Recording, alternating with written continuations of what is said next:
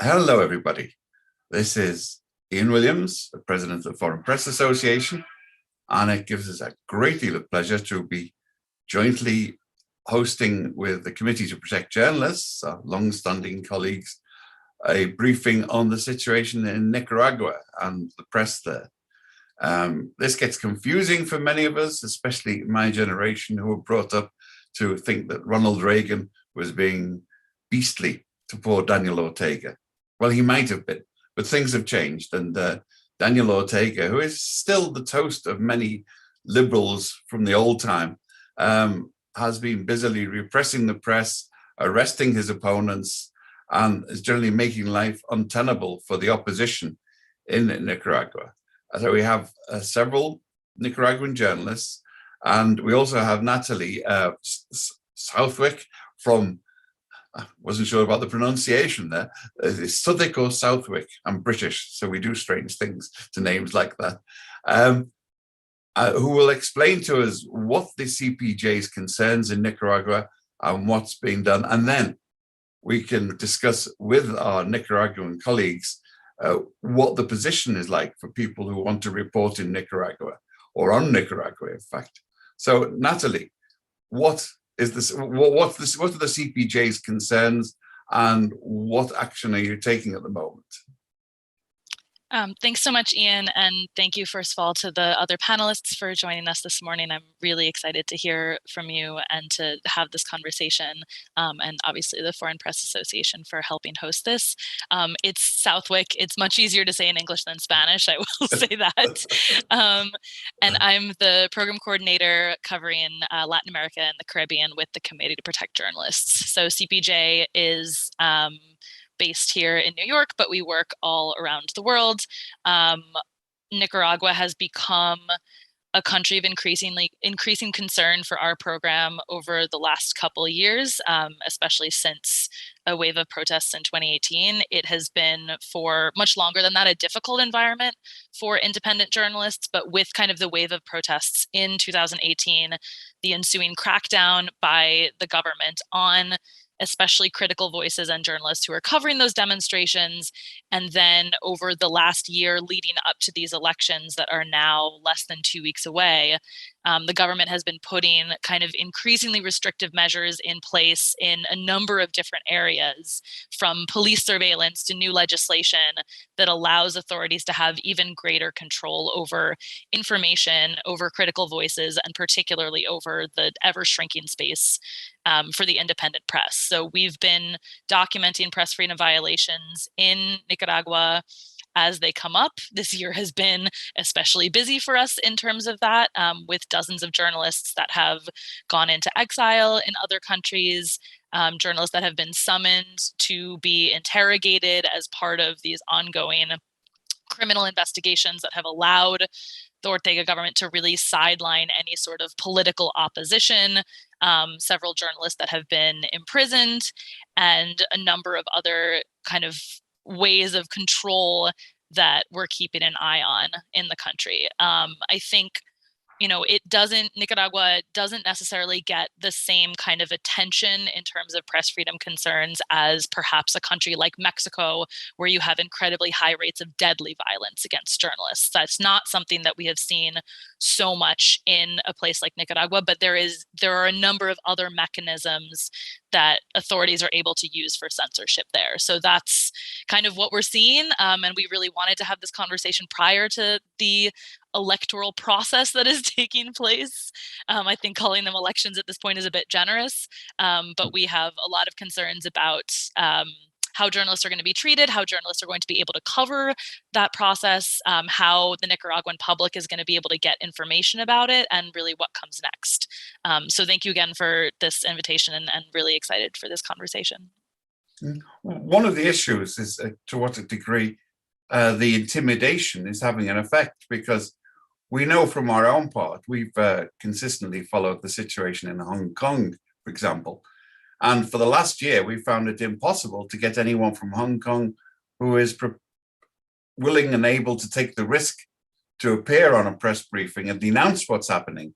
Privately they will, but they won't get it in public because there's immediate retaliation by the Chinese authorities. Is that the position in Nicaragua as well? Cindy, do you want to come in on that one? Yes. Cindy yes. Regidor.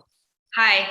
Thanks, Ian, Natalie. Hi, Yamlek. Thank you for organizing this and for having me. Yes, absolutely. That's why here we are, me and Yamlek. We are both Nicaraguans, but we are in Costa Rica. And we decide to participate in these spaces knowing that our colleagues in Nicaragua can't do it. Or if they do it, they will face the consequences.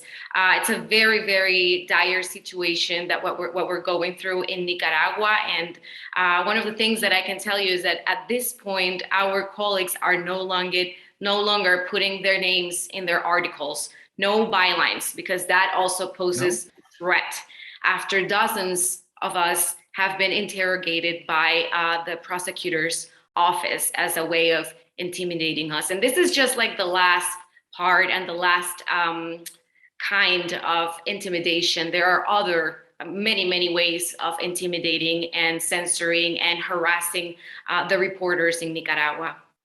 So let's drill down on that one. Are people using pseudonyms, or there's just no bylines in the newspaper? The byline is by Confidencial, the media outlet that I work for, or by La Prensa, because it's a great risk for them. Not only because, like, as Confidencial as a media outlet is facing persecution, but also in your neighborhood as a reporter, if you have any Sandinista loyals around you and they know that you're a reporter, they will come to your house and they will vandalize it. They will scream things to you. The police will go to your house as an act of intimidation, like I said. And they also can interrogate you, and they say that this is because they're conducting an investigation on an alleged case of money laundering. But in reality, the interrogations are all about who our sources are, how we work, how we decide how to cover the issues in Nicaragua, if we're being paid by the CIA. These things are happening in Nicaragua at this point, and it's going to be very hard for them to cover the voting process in November 7. But I think that despite of all those risks, we're still going to do it. We're just going to be very cautious about how we're going to do that. I don't think that we're going to be able to be inside of the polling stations, for example. But I know a lot of colleagues who are very, very brave and determined, and that they will be outside seeing how it goes. Are there any signs of them getting advice on this? Because they seem to be following the copybook from Cuba and to some extent from Venezuela. There's a mixture of sort of activist intimidation and state intimidation at the same time. Are they getting advice from Havana and from Nicaragua? Yeah, definitely. I don't know if Yamlek also wants to jump in, but yeah, definitely. I will say that it's the same guideline that they are using, the same measures, so that they can control what's being published about Nicaragua. They are they're not letting international correspondents come into the country.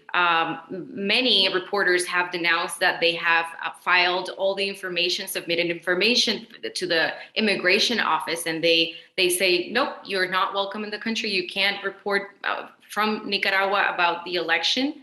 Our colleagues are also not able to leave the country. Some of them have been detained at the airport.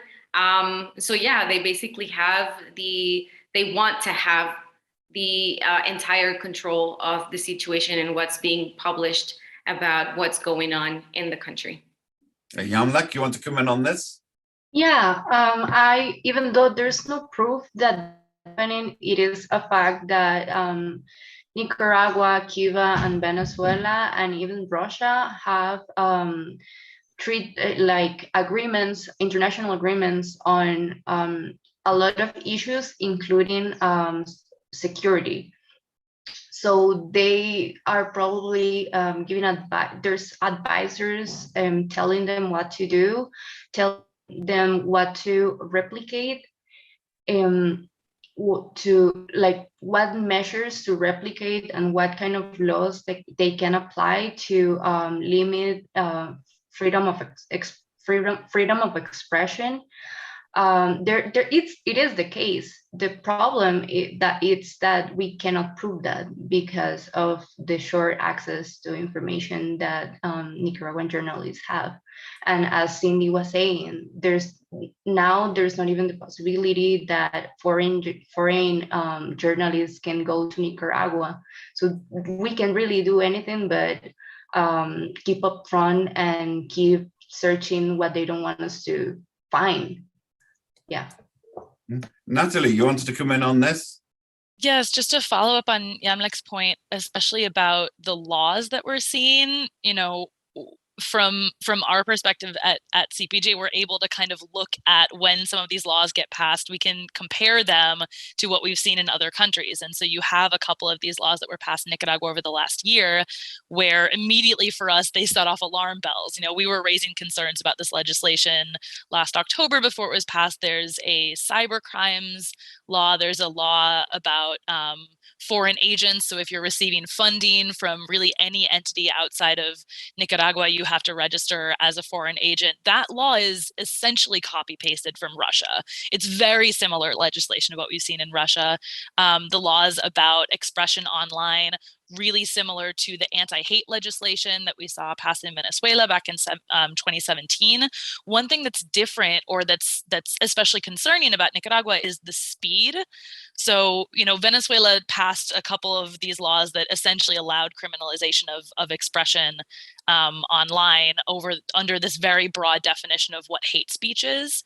And it took about 2 years or so for them to really start using it against journalists or even kind of Twitter users. It sort of sat for a while.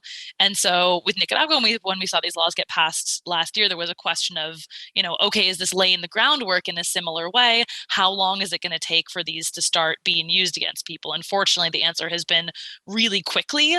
And that's also why it's so important to kind of keep an eye on legislation, even around the region, because we see this happen in different countries where you have someone like Ortega that will see a law like this used successfully to kind of increase censorship and limit expression in another country, and will adopt that legislation and then use it within another country.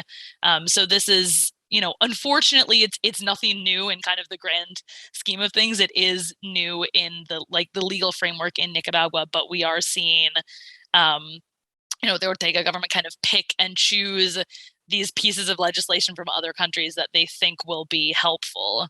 And it's no surprise that they're drawing from places like Russia and Venezuela. Well, it also reminds me, Slobodan Milosevic was no slouch at inhibiting the freedom of the press, but he was quite sophisticated. He allowed free print media, and he was asked why, and he said, well, your Serbs watch television and listen to radio. They don't read newspapers. I don't care what's said in the newspapers.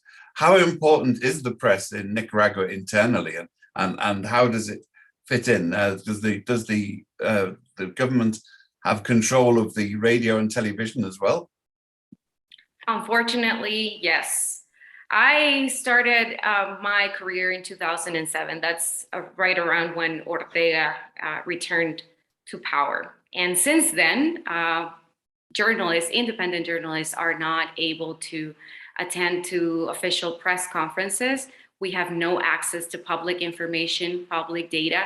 Even if I wanted to call the weather institution and I called and they knew who I was, and they would hang up, no information for— Not even the weather?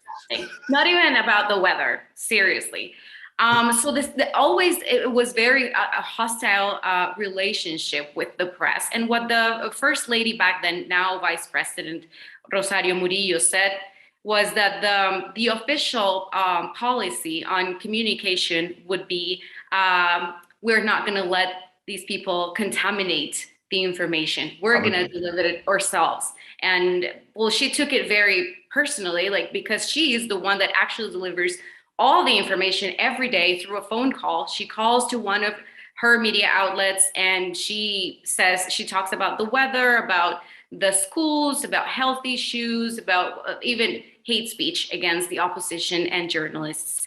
And so what they did is that they decided to establish this policy, and also by the majority of the TV stations and radio stations in the country, where you only see propaganda or entertainment. And there were a few other TV stations that remained, but they were being punished with no access to public advertising funding. And also the government and the channels, the TV stations that they own, they started lowering the prices of advertising so that they would put in place a very imbalanced competition.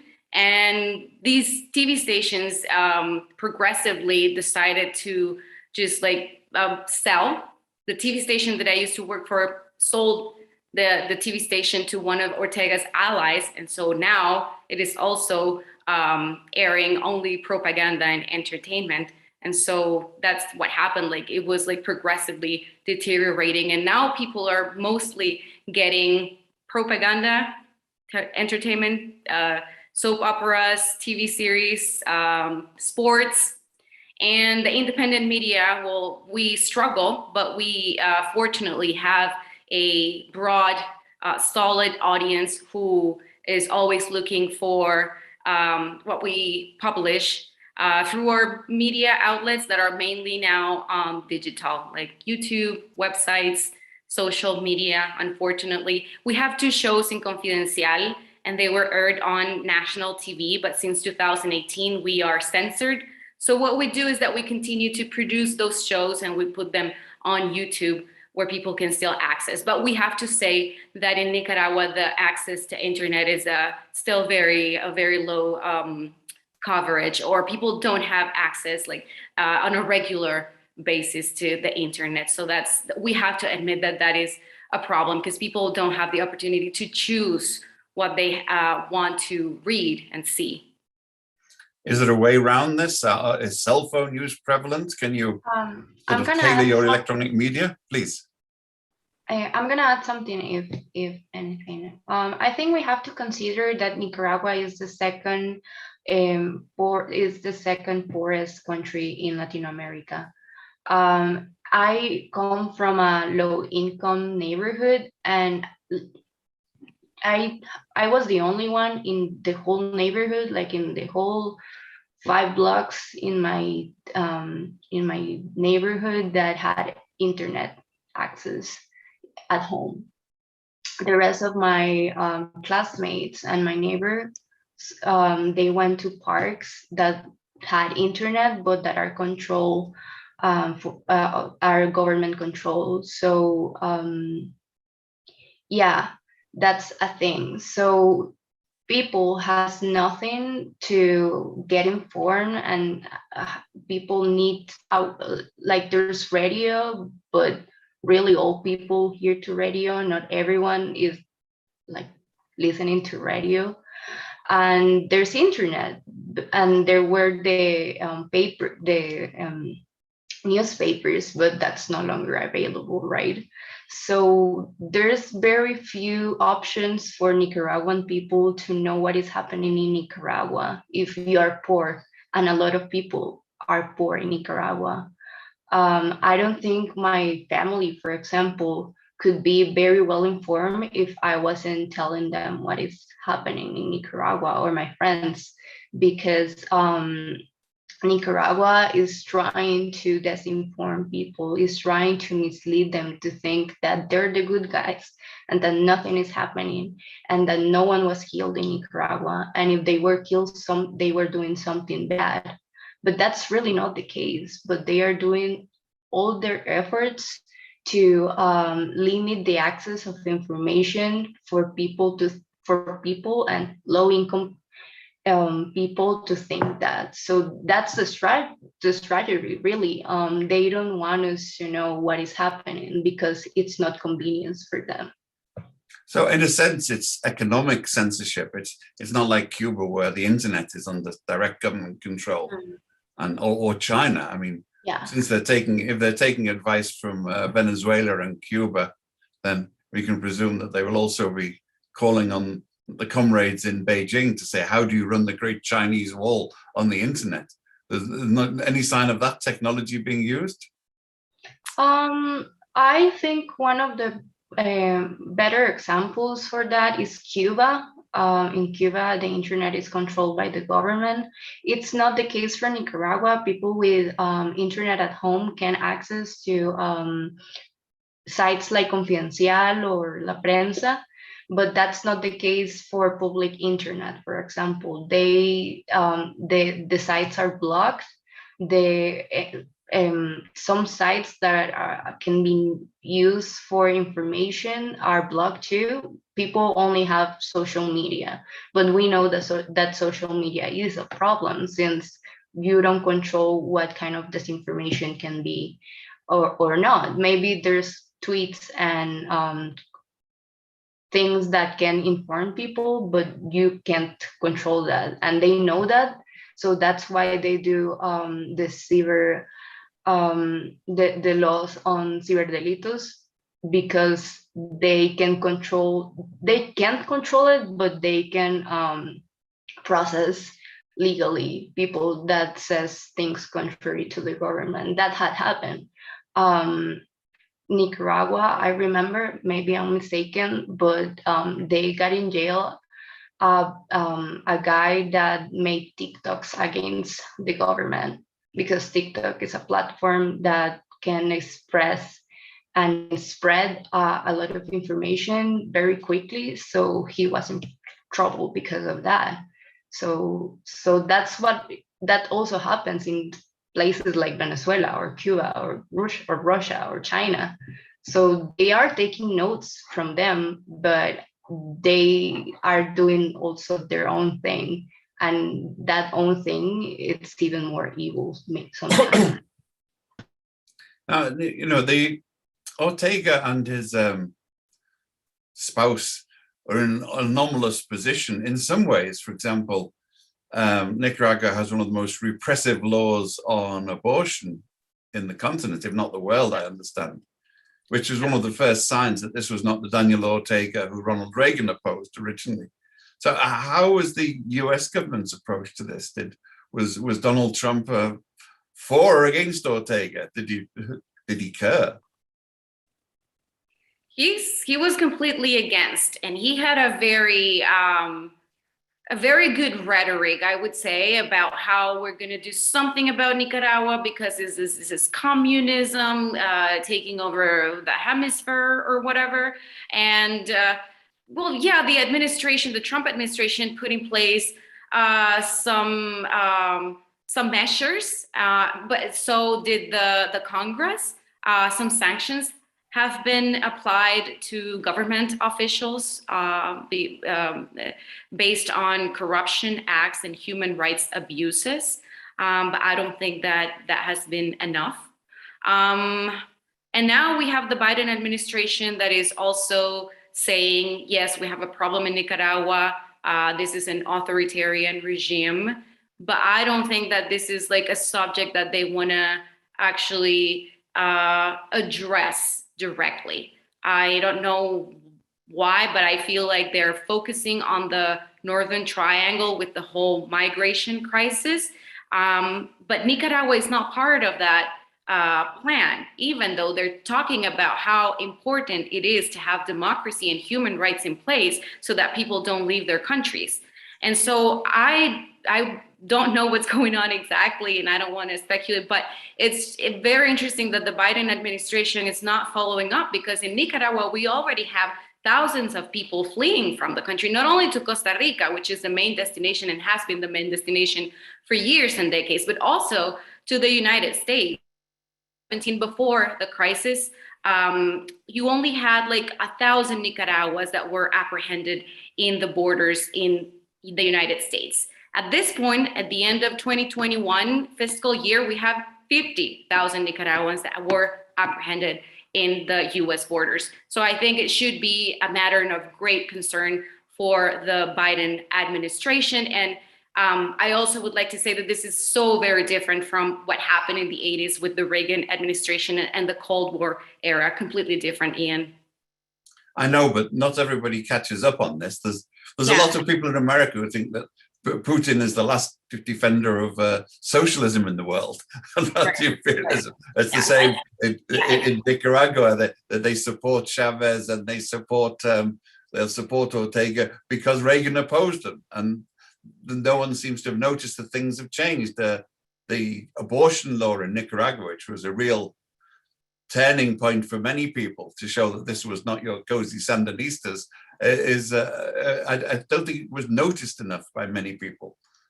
That is right. Yes. No, Ortega claims that he's a socialist, that he's left-wing, that he's progressive, but he is not at all. And you can see that very easily, starting with the abortion ban in 2007, when he was a candidate in 2006.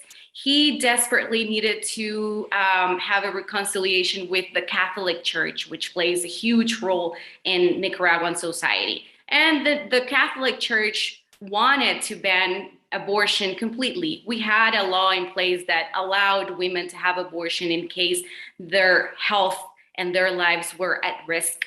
And so what Ortega did is that he promised the Catholic Church that if he won, he would ban that law. And so he did. And the Catholic Church had a better relationship with him for a long time, not anymore. And so this is one of the examples on how Ortega is not a left-wing politician. I think that he presents himself that way because that's what's valuable to him, especially in the international political arena, because he can present himself as a victim of imperialism, but in fact, the only thing he cares about is power and money.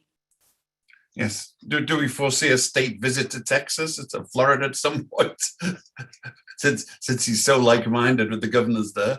I think one of the things, just to this point about, these kind of shifting priorities and shifting kind of identities that has been, is something that comes up for those of us that work in and cover Latin America, especially over the last 10 years, is you kind of had the so-called pink tide, the era of these leftist leaders throughout the region about 10 plus years ago. And it is true that a lot of the coverage, certainly in the US and in other parts of the world, is really kind of through this lens of conflicts of 20 plus years ago. And those are relevant, but the leaders have shifted, the personalities have shifted, even in cases like Nicaragua, where you have the same people in power. They're adopting new tactics. They are operating in a completely different environment. And I think it has, in some senses, made it hard for people to keep up. At the same time, we have these kind of new threats that just absolutely didn't exist 10 years ago. Yamlek is talking about Ortega implementing this cybercrimes legislation precisely because their strategy of media control that has been in place since, they returned to power in 2007, of having family members take over ownership of media outlets that worked for television, it worked for radio. It doesn't work for social media. It doesn't work for digital outlets in the same way. And so you have to come up with a new tactic. We're seeing that with governments that are using spyware against journalists. There are all these tools that simply can't necessarily be applied to old frameworks. And so I think that's part of why these conversations are important, for us to understand, what some of the risks are like, same as the old boss, but a lot of them are new, and it's important for us to see what they are. Yeah, if you analyze, excuse me, if you analyze any law that Daniel Ortega has put on these 15 years of government, you immediately know that he's not a leftist. You know that he is a right-wing leader and is with this umbrella of leftism because that's convenience for him. And you said it yourself with the abortion ban. Nicaragua had free abortion rights since 1890, since the 1890s. And in 2006, when Ortega needed something, he did what he had to do, and he really didn't care what he thought about the abortion. He just knew that he needed to say something against it so he could win voters. And if you analyze Rosario Murillo, for example, she was a Buddhist before 2006, and all of a sudden she was a Catholic. So you know what their personalities are. They are like chameleons. They even got married in church, Daniel Ortega and Rosario Murillo, in 2006, prior to the election. Because In they a needed church. it.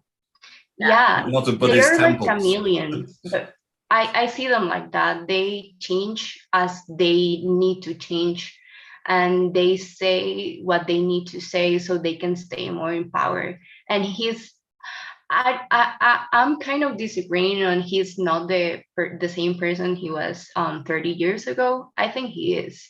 He's just showing his true colors now. I think he loved power ever since, and that he did what he had to do back then so we all can like him, since for international left to like him. But he doesn't need international left anymore because the left has changed. So he now is showing what he thinks and their true colors on what he needs to do. So yeah. But internationally, he does seem to be aligning with Maduro in Nicaragua and with the Cuban regime as well, doesn't he? Yeah, I think they're stepping their ground. Like, we are not going to be against them, but we're also not going to agree with them. We see that, for example, in the United Nations Chamber, for example, Argentina or Mexico saying we are not going to vote for them, but not going to vote against them. But I think the lefts know that what is happening in Nicaragua, Cuba, and Venezuela is as wrong as what's happening in other countries with right authorities, but they don't want to admit it because they're still in love with the idea that is leftism. And it's very sad because what is happening in Nicaragua is not a thing of beliefs. It's not a thing of credos. I don't remember the word in English, but it's not a belief thing. It's not a left or right thing. It's a human right things. So yeah. Yeah, a lot of people are prepared to overlook defaults in human rights if it's in the right cause or in the left cause. I find we saw it all over. So are there any questions from the you can put them in the Q&A or the chat if you want on the floor. We've had a few in so far, but so Simon Locke was going down on the question. I think we answered it earlier, of conversations taking place between Russia, Venezuela, and Nicaragua on the implementation of these laws.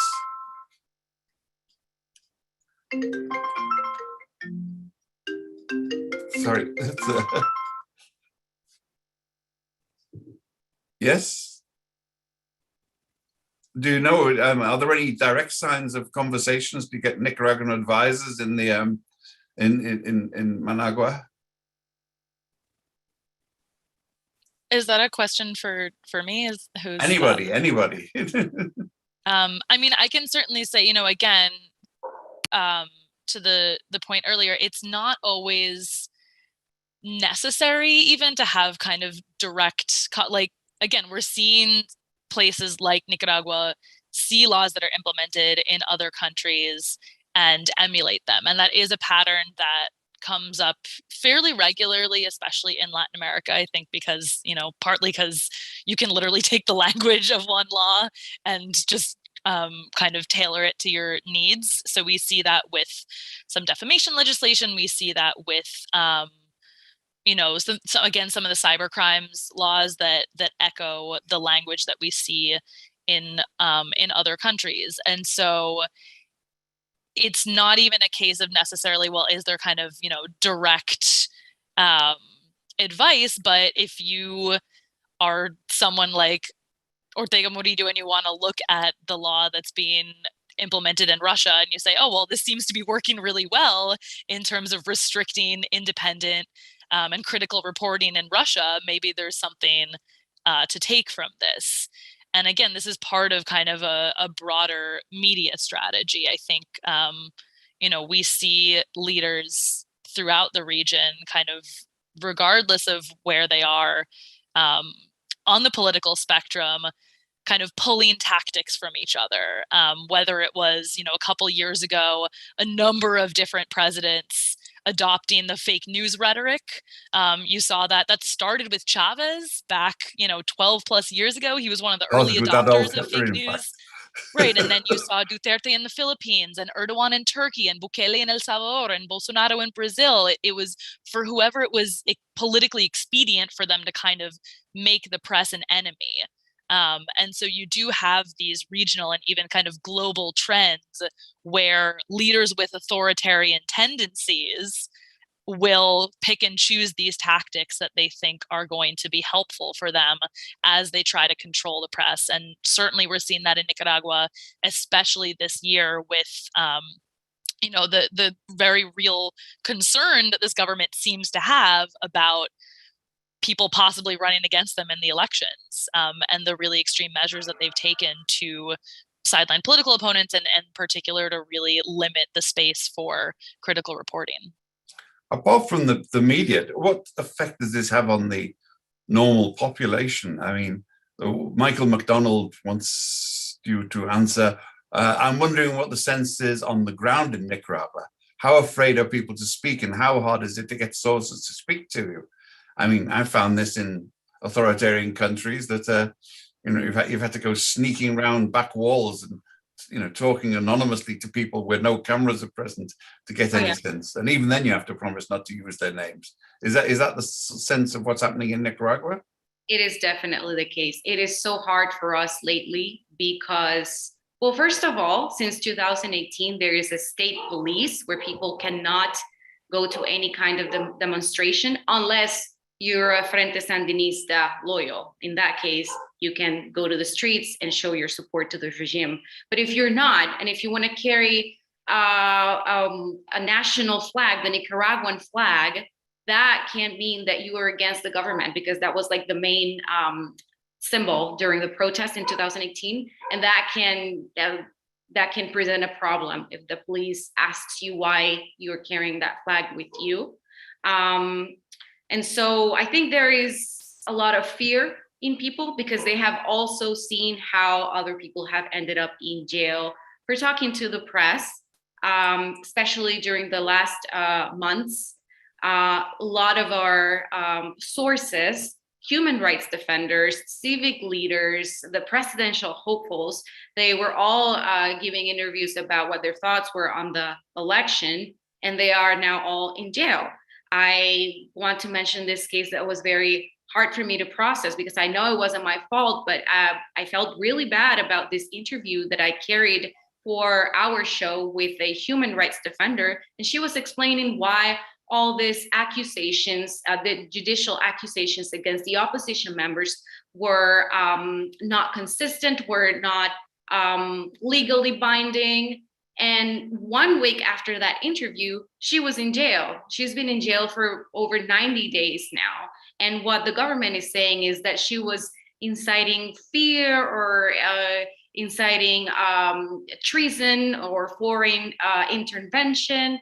And so it's a very, very unbelievable situation. And so what people do, regular people do in Nicaragua, is that they avoid any kind of political topic. They avoid making any kind of comment about the government. And even talking about the pandemic can pose a threat if you are defying the official discourse that says that very, very few people have died in Nicaragua, which is a lie. And people know that because they have family and friends who have died from coronavirus. But even like defying that discourse can pose a threat, even in like doctors who are speaking about how people should protect themselves. And they're saying, don't go out, but the government wants you to go out and they're inviting you to go to different activities in the country. And the doctors who are saying, please don't do that, they are also being questioned by the authorities.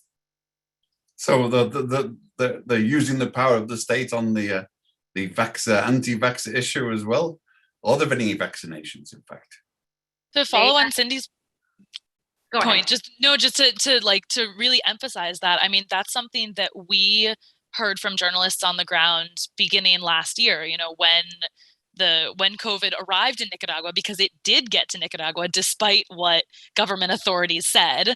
There was a period of several months where there was just absolute denial. And we heard from journalists there that even trying to cover the existence of the pandemic in the country was putting them at risk, that by doing reporting on what they saw happening around them in their neighborhoods and in the hospitals, they were contradicting the official statistics. And the same way that doctors who were speaking to the media were then threatened or punished for sharing what they were also seeing in their work, the journalists who were trying to keep their fellow citizens informed, who were trying to keep people safe, who were trying to give people information so they could protect themselves, were then being threatened and punished. And so I think that that's a really good example of the way that, trying to get at the truth and trying to tell, trying to convey news stories about what's actually happening when it contradicts the official line can be really dangerous, even when it is just doing your job. The pandemic is just the latest example of that.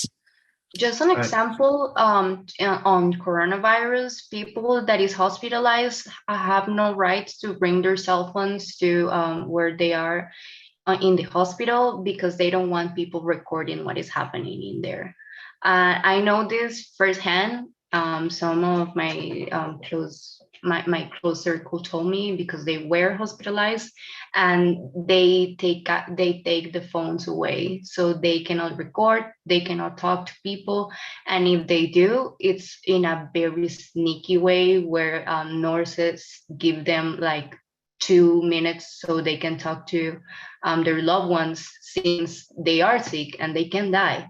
But there's no way on talking to them, because the government rathers their confidentiality than human rights and being allowed to speak to their loved ones when they are about to die.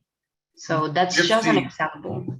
Gypsy Gian Kaiser wanted to know which topics are taboo for coverage in Nicaragua at the moment. Specifically, is coverage of abortion censored? Well, we've obviously got it.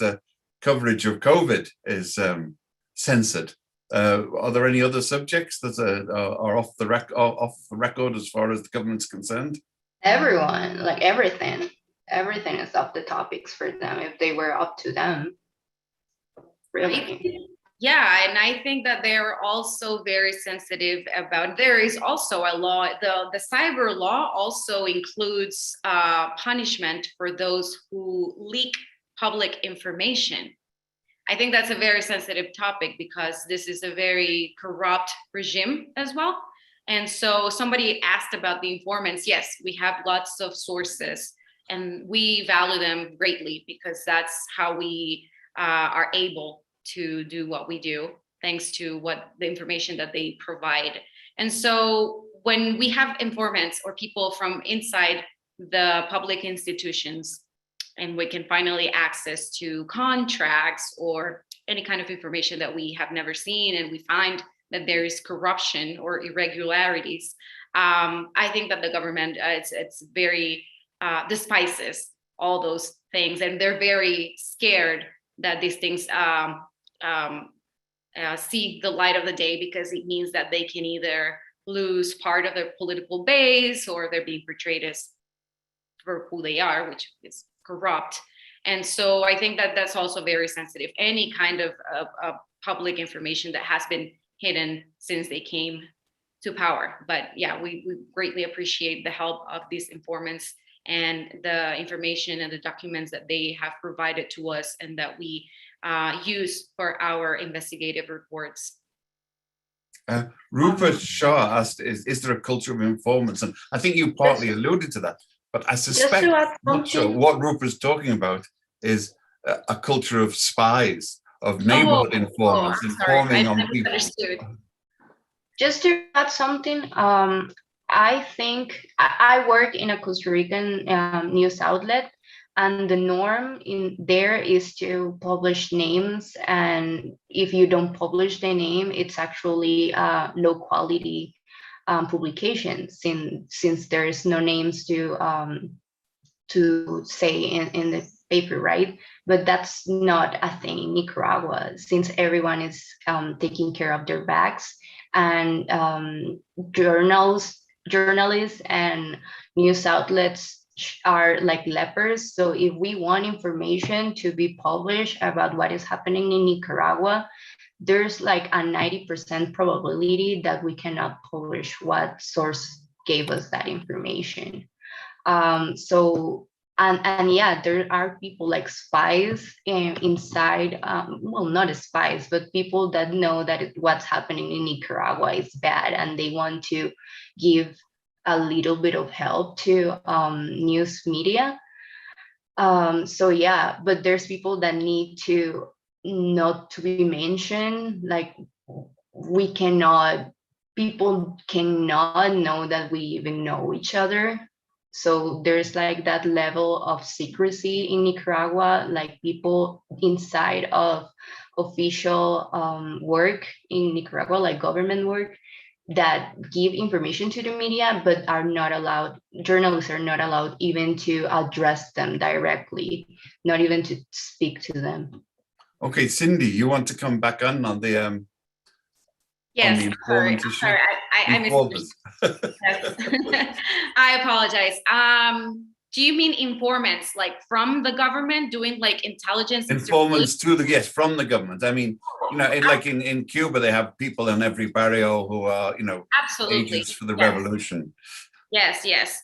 From top to bottom, they have created this system where you have Sandinista loyals who are affiliated to this thing called CPC, which is Comité de Poder Ciudadano, like Power Citizenship Committee. And that's basically what they do. They have to, like the leaders, the community leaders, they have to have all the information, gather information about the political preferences of their neighbors, who they follow, what they do, if they're against the government. They oftentimes go and do some polling regarding the government. What do you think of the government? Are you going to vote for the government, for Daniel Ortega on November 7th? Will you go to vote on November 7th? Yeah, definitely. And inside the public institutions, they have also very militant Frente Sandinista loyals who are also doing that kind of work, like making sure that all the state workers are in line, that they are not leaking any kind of information. Definitely, this is how they work, and they're very efficient in that. I'm trying to draw some small comfort here, is that I haven't heard, but please correct me if I'm wrong. Yes, people are being imprisoned and they're being harassed legally, but are the death squads stalking the streets? Are people being beaten up and physically manhandled?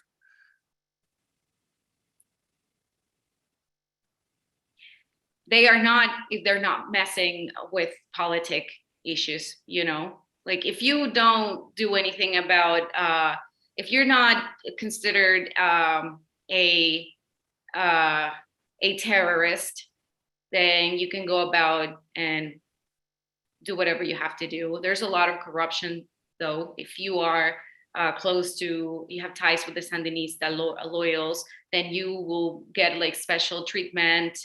But other than that, no, like there is not, if you're not involved in any kind of political situation, then you can like go on and have like a sort of regular life. But it's marginally safer to be a journalist in Nicaragua than Mexico, for example, even though the government's not behind it. Is that right? No, I don't think so. There's a lot of colleagues of us that had to leave the country because it is not secure to be a journalist in Nicaragua, especially because Mexico and other countries are way bigger countries with way bigger population. But if you're a journalist in Nicaragua and if you work in news, people know you. People know who you are because we are just 6 million people, and it's like a farm in Nicaragua. People know you, and if the government doesn't do something to you directly, people in your community on favor of the government will do something to you. That actually happened to me. So it is not secure, and if you have to stay in the country, if you can't leave, you have to be hiding, in constant hiding, because even if the police doesn't do something to you, a crazy person that is on favor of the regime will do something to you, and that I can assure you. Well, So I think this is a really well. important kind of question that comes up, certainly as we think about the work that we do. It's a question that we get a lot, right? That's like, is this country more dangerous than this country? Which is the worst country to be a journalist? And there's not a right answer to that. There are challenges and there are dangers in pretty much every country. Certainly in the region, it's probably you're certainly better off being a journalist in Uruguay than a lot of other countries in Latin America, but it's hard to kind of do a direct comparison of those risks, right? Where we do have, again, very high rates of deadly violence against reporters in Mexico, in Brazil, in Honduras, where the risks that you're running have to do with organized crime and reporting on sensitive issues, which has some parallels to Nicaragua. But then in countries where there is really sort of widespread and diffuse state control over information, and over not just information, but all areas of the government, over many sort of parts of daily life, authorities don't need to resort to deadly violence to control and to censor the media. That's why you don't see journalists getting killed in Cuba. You know, Cuba is not a deadly country to be a journalist, but it is one of the hardest countries in the hemisphere to be a journalist because information is so controlled. And so I think there's sort of a tendency to not even like undersell, but it's hard to compare these two things when you have really intense state control that doesn't necessitate deadly violence against journalists as a way of intimidating them, versus a place where you have a lack of state presence and you have other armed groups that are operating in that space. And so the way that they choose to control information in the media is through those means. But it's not a race to the bottom. It is challenging and dangerous for journalists in many countries. And we've had the question, I mean, we know that the political candidates, the opposition, are being locked up because it takes them out of the way. Any statistics on how many actual reporters or writers are locked up? It depends who you ask. Everyone has different statistics. Currently, CPJ has 2 cases of journalists or media workers that are jailed, we believe, because of the actual work that they've been doing. That's Miguel Mendoza, who is a sports reporter who has been in prison since June, and Juan Lorenzo Holman, who is the general manager of La Prensa, the newspaper, who has been imprisoned since August. There's also Miguel Mora, who ran a news outlet for a number of years, actually received a Press Freedom Award from CPJ several years back, but we don't consider him in our statistics of journalists who are in prison for their work right now because he had actually stepped down from the outlet and was getting into politics. So there's kind of a porous border for a couple people that have been involved in media and also in the political realm. But there are certainly a number of individuals who are viewed as some type of political opposition, whether that has to do with working for a human rights organization, actually declaring a political candidacy, or in the case of some of the people on our list, just engaging in some critical reporting. And Natalie, do you have a question for the other panelists? I do, although if they want to respond to that previous question before. I would just like to add about the case of Miguel Mendoza. I don't know if you mentioned it, the sports journalist, who is more of a blogger. So he was put in jail for expressing his opinion on political issues. And there could be more. Rosario's team. Yeah, definitely not on her team. And there could be more. Like my boss, our director, he had to flee the country twice. Recently, he had to do it again because his house was raided, and he's falsely accused of money laundering. And I think that the plan was to put him in jail as well. And I think that the fact that they have been calling dozens of journalists as supposedly witnesses to this case of money laundering is also a warning for them, saying we could put you in jail if we want to. You know, it's a very, very dire situation. And so that's why we have over 30 journalists who have fled the country again this year.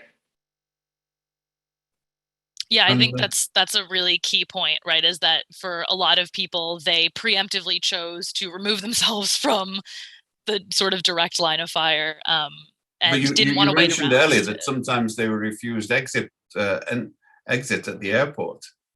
Yeah, there have been some cases of that. I would love to hear from the two other panelists.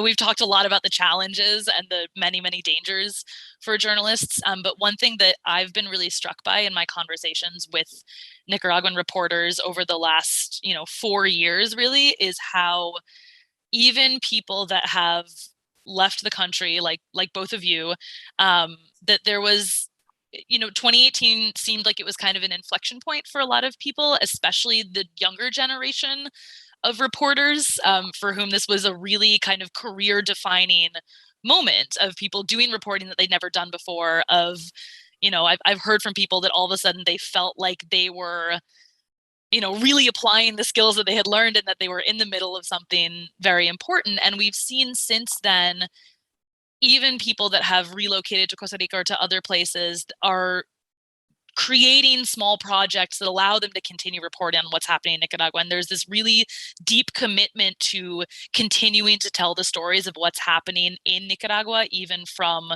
beyond the borders. And so I just love to hear kind of your perspective on that, and looking ahead a little bit so that it's not, entirely about doom and gloom. Right. I think it's important to really emphasize the amazing work that so many Nicaraguan journalists are continuing to do. Yeah, I can say some things around that. Well, when when journalists started leaving the country in 2018, and I'm talking from my experience, we didn't know what we had in front of us. We didn't know Costa Rica.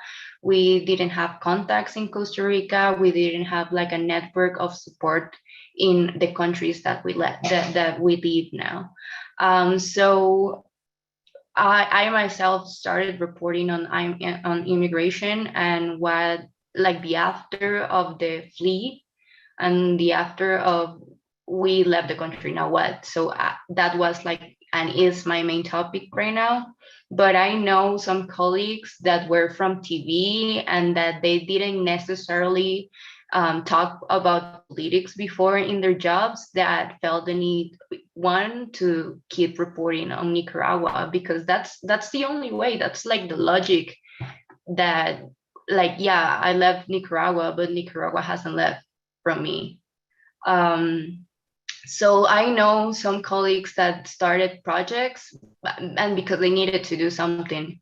Many colleagues that I know are not working in journalism. They are now working as waiters, as other technical jobs, because it's not like Costa Rica or Spain receive you with open arms with a journalist job.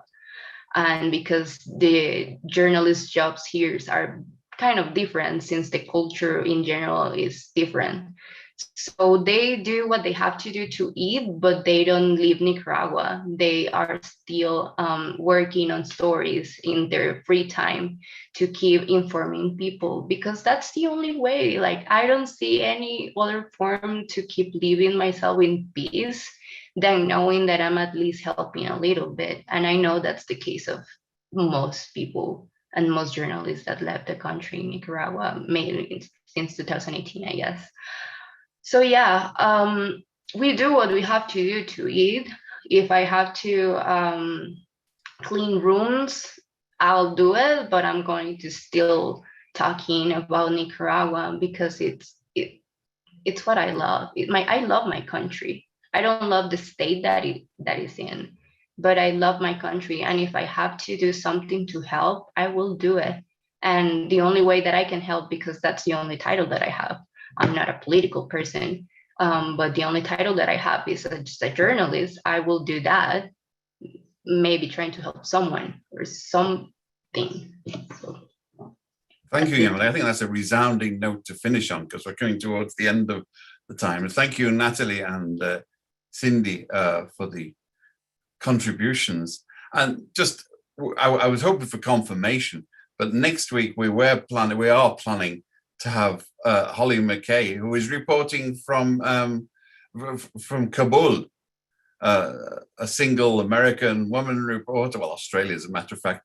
And it's interesting, it just occurred to me, our problem is getting an internet connection fixed up in a time with the time difference, but she is more free to report from the so-called ferocious Taliban-controlled Afghanistan than our colleagues here are from their own home country. That's a fairly sobering thought.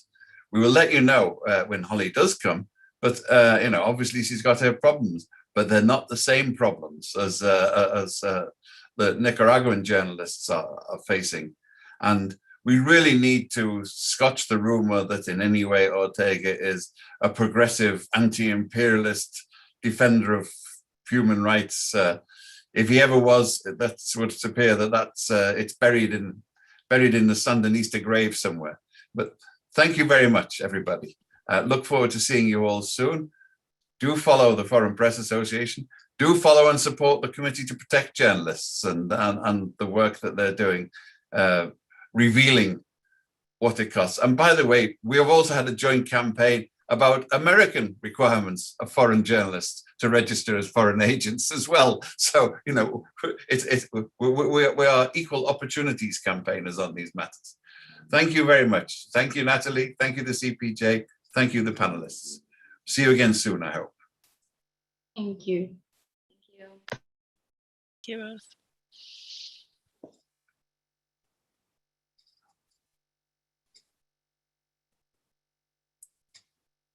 Thank you both so much for joining. It was really fantastic. Okay, we've got your global impunity indexer. Good. Thanks, Natalie. It was good. They were good, and it's always difficult. Thanks, Cindy. Thank you. Of course, it would have made for more dramatic effect if we managed to interview you from your prison cell in Managua, but I'm glad we didn't have to. Preferable to not have to do that. I'm just going to say, like, from my perspective, and I think the perspective of everyone who's worried about their colleagues in Nicaragua, we really would prefer to not have any more cases of imprisoned journalists. Yeah. Yes. Oh, yeah. No voluntary martyrs. But thank you both so much. I truly appreciate you making the time and being part of this conversation. I think it's really important for folks to hear what it's like continuing to report on Nicaragua. No, thank you both so much. These spaces are very valuable to us. And sometimes we feel that, well, we're everywhere. There are things happening, and sometimes like even worse things, but we don't want to feel alone. We want to feel that there are people out there paying attention and worrying about our situation and trying to make it better for us. Okay, well, anything we can do to help, but there Thank you. didn't seem to be much at the moment. This helps a lot, really. One of the most important things to do for Nicaragua is to keep speaking on it.